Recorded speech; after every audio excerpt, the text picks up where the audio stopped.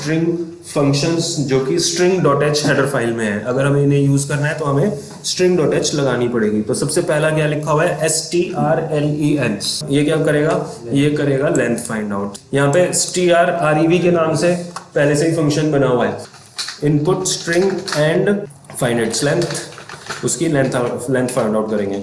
Assume कर लेते हैं कि वो 50 लेंथ से बड़ा नंबर नहीं एंटर करेगा। और यहाँ पे एक मैसेज देते हैं एंटर स्ट्रिंग, और उसको हम इनपुट करवा लेते हैं। तो इनपुट करवाने के लिए हम लिखेंगे गेट एस में इनपुट हो गई। अब हमें फाइंड आउट करना है लेंथ को, तो strlen और ब्रैकेट में आ जाएगा एस की लेंथ फाइंड आउट करके ये क्या करेगा, रिटर्न करेगा। तो l क्या है, एक नया वेरिएबल, तो इंट l, कि भाई इंट l के अंदर एक इंटीजर वैल्यू आएगी और वो हम यहाँ पे अपने आप कैलकुलेट हो जाएगी। अब l में क्या आ गया है, लेंथ गया होगा, तो लेंथ हम प्रिंट करवा देते हैं, length equals to %d, l। तो यहाँ पे हमने लिखा एपटेक और ये 6 कैरेक्टर्स का है। अगर मैंने लिखा यहाँ पे एपटेक सॉफ्ट, तो 6 के बाद 4 कैरेक्टर और लिखे मैंने, 10 और बीच में एक स्पेस, ठीक है। तो ऐसे वो कैरेक्टर को काउंट करके बताएगा कि इसके अंदर कितनी लेंथ है। तो strlen से हम ये फाइंड आउट कर सकते हैं। इसी तरह से जैसे हमने दूसरा फंक्शन देखा था rev, रिवर्स, तो अगर हमें इनपुट करवानी है स्ट्रिंग को और उसको रिवर्स करना है एंड रिवर्स इट, तो इसमें तो सिंपल इनबिल्ट फंक्शन है ही। तो इनपुट हमने करवा लिया, लेंथ की बजाय सिंपल लिखेंगे strrev और ब्रैकेट में आ जाएगा s। तो ये क्या करेगा, उसको रिवर्स कर देगा, reverse equals to %s, s को ही प्रिंट करवाना है। तो यहाँ पे हमने लिखा abc, तो आउटपुट आ गया cba। तो यहाँ पे कंपेयर का फंक्शन क्या है, strcmp, ये कंपेयर का फंक्शन है। तो क्वेश्चन हमारा है input 2 strings and compare it. तो enter first string, get s में s में आ गया, s1 कर देते हैं इसको भी s1, और हमें ऊपर भी डिक्लेयर करना होगा एक और s2, एंटर सेकंड स्ट्रिंग और गेट s2 में हमारी सेकंड स्ट्रिंग आ गई। अब इन दोनों को चेक करो, तो if s1 equals to s2, अगर ये दोनों इक्वल हैं तो हमने मैसेज लिख दिया इक्वल, और एल्स में लिख देते हैं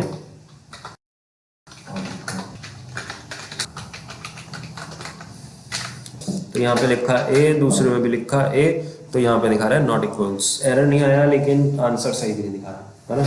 तो क्यों नहीं दिखा रहा है, क्योंकि हमने ये जो कंपेयर किया है ये तरीका ठीक नहीं है कंपेयर करने का। तो उसके लिए हमें क्या लगाना होगा, strcmp में जो सिंटेक्स होता है वो होता है कि इसके अंदर 2 आर्ग्यूमेंट्स आएंगे। एक बार इसको कमेंट करके देख, तो इसका पहले strcmp का ही पढ़ते हैं कि ये रिजल्ट क्या देता है। तो यहाँ पे हमने 2 कंपेयर करे वैल्यू और इसको ही प्रिंट करवा देते हैं, printf %d, और ये वाली वैल्यू %d क्यों, क्योंकि ये एक नंबर रिटर्न करेगा। अब वो नंबर क्या है वो देखते हैं। तो जब मैंने लिखा यहाँ पे a और a, तो इसने रिटर्न करा 0। अब मैंने लिखा a और b, तो इसने -1 रिटर्न करा, क्यों, क्योंकि दूसरा नंबर बड़ा है। अब मैं लिखता हूँ यहाँ पे b और a, तो इसने 1 रिटर्न किया। तो यानी कि इसने 3 अलग अलग वैल्यू दी हैं, 0, 1 और -1।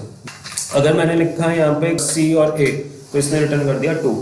यानी कि एक तरह से ये सबट्रैक्ट कर रहा है c और a में कितना डिफरेंस हुआ, वो डिफरेंस दिखा रहा है ये कंपेयर के केस में। तो अब यहाँ पे हम कंपेयर करते हैं, तो हमें कंपेयर क्या करना है कि दोनों इक्वल है या नहीं।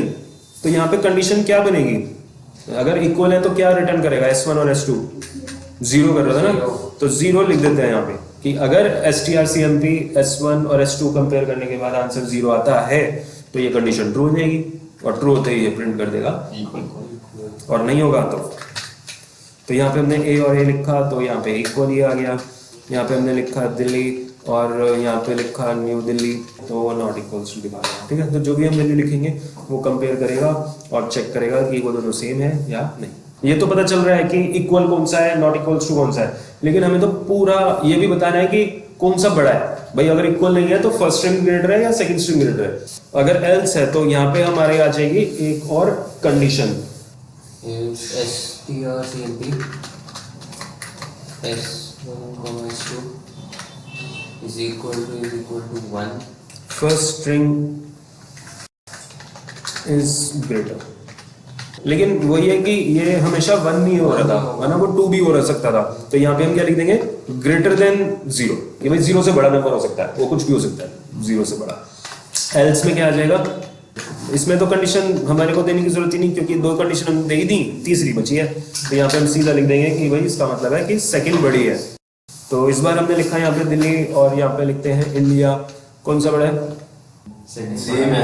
नहीं सेकंड इक्वल है। अच्छा चलो आप बताओ, न्यू दिल्ली बताओ। न्यू दिल्ली बड़ा है। हाँ। तो सेकंड स्ट्रिंग इसने ग्रेटर चेक कर ली, इंडिया, और दूसरी में लिखते हैं दिल्ली। तो अब ये क्या कर रहा है कि ये ना लेंथ नहीं चेक कर रहा, ये चेक कर रहा है स्काई वैल्यू। तो डी और आई को कंपेयर कर रहा है। जैसे हमने पिछली बार सी और ए लिखा था, तो उसने इक्वल नहीं दिखाया था, उसने सी को बड़ा दिखाया था। ऐसे ये आई और डी को कंपेयर करेगा। आई बड़ा है। तो फर्स्ट स्ट्रिंग हमारी ग्रेटर है। अब फर्स्ट सेकंड। तो वाई बड़ा है, तो ये सर अगर डी बी दोनों सेम हो तो फिर ई और ओ को चेक करेगा। बिल्कुल। तो ये पहले को कंपेयर कर रहा है, जैसे जैसे सी जाएगी अगले को कंपेयर कर देगा।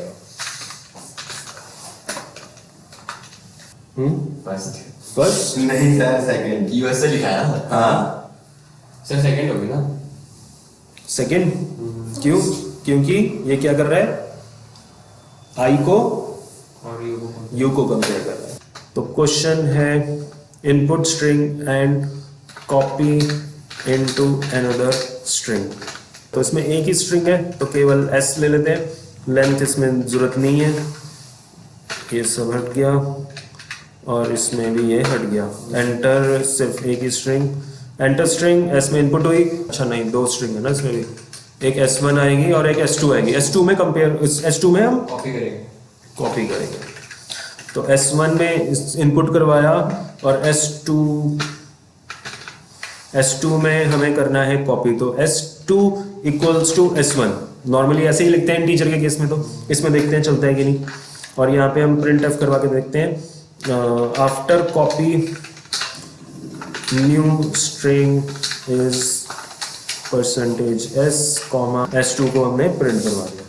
तो यहाँ पे एरर आ गया और मैसेज आ रहा है L वैल्यू रिक्वायर। तो कॉपी ऐसे नहीं होगा, तो उसके लिए हमें फंक्शन यूज करेंगे strcpy। अब cpy 2 स्ट्रिंग है हमारे पास, S1 और S2। एक की वैल्यू दूसरी में जाएगी, तो कौन सी वैल्यू कौन सी में जाएगी? ये सेम वैसा ही है जैसे हम लिखते हैं A इक्वल्स टू B, तो B की वैल्यू A में जाएगी, यानी कि राइट टू लेफ्ट होता है। तो यहाँ पे भी हमने क्या लिखा है, S1 को राइट में लिखा है, तो राइट S1 की वैल्यू S2 में जा रही है, ये राइट टू लेफ्ट कॉपी के केस में। तो हो गया ये प्रोग्राम हमारा। तो चेक करते हैं, यहाँ पे हमने लिखा दिल्ली और एंटर करेंगे तो वही S1 में इनपुट करवाया है और S2 को प्रिंट कराया। स्ट्रिंग कंपेयर वाले में अगर हम यहाँ पे दिल्ली लिखते हैं और यहाँ पे दिल्ली लिखते हैं, तो ये क्या दिखाएगा, सेम या नॉट इक्वल? ये नॉट इक्वल है, क्योंकि कैपिटल और स्मॉल में अंतर है। तो छोटे वाला लेटर बड़ा होता है या बड़े वाला? क्यों, कैसे पता चला बड़े वाला बड़ा है? नहीं, एस का वैल्यू क्या है? एस का वैल्यू तो पढ़ी थी अपने लास्ट क्लास में, 65 आएगी दिल्ली, बट कौन से दिल्ली की? दोनों दिल्ली है। जो पहले कैपिटल की वैल्यू आती है फिर स्मॉल की आती है। तो जो पहला कैपिटल के लेटर्स होते हैं वो 65 से शुरू होते हैं, और स्मॉल लेटर्स कहाँ से शुरू होते हैं? 97 से।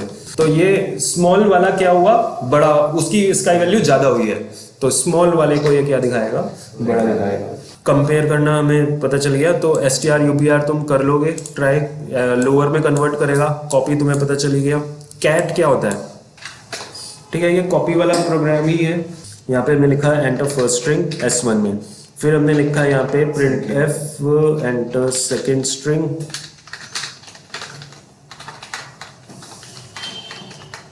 और ये हमने गेट एस करवाया S2 में, और फिर क्या करा, S2 में S1 के करेक्टर्स भी डाल दिए। पहले S2 में इनपुट करवाया है, फिर S1 के करेक्टर्स S2 में कॉपी करवा दिए और S2 को फिर प्रिंट करा। S1 में दिल्ली, S2 में न्यू। तो हमने 1 के करेक्टर्स 2 में डलवाया, तो सेकंड में क्या आना चाहिए, न्यू दिल्ली। तो जब हमने इसको प्रिंट करवाया तो सेकंड वाले में केवल दिल्ली आया, न्यू नहीं आया, रिप्लेस कर दिया। लेकिन हमें क्या करना है, उसी में ही ऐड करना है। तो कॉन कैट मतलब होता है कॉनकैटिनेट, और कॉनकैटिनेट का मतलब होता है मर्ज करना। उसी में ही वो अपेंड करेगा, जोड़ेगा या मर्ज करेगा।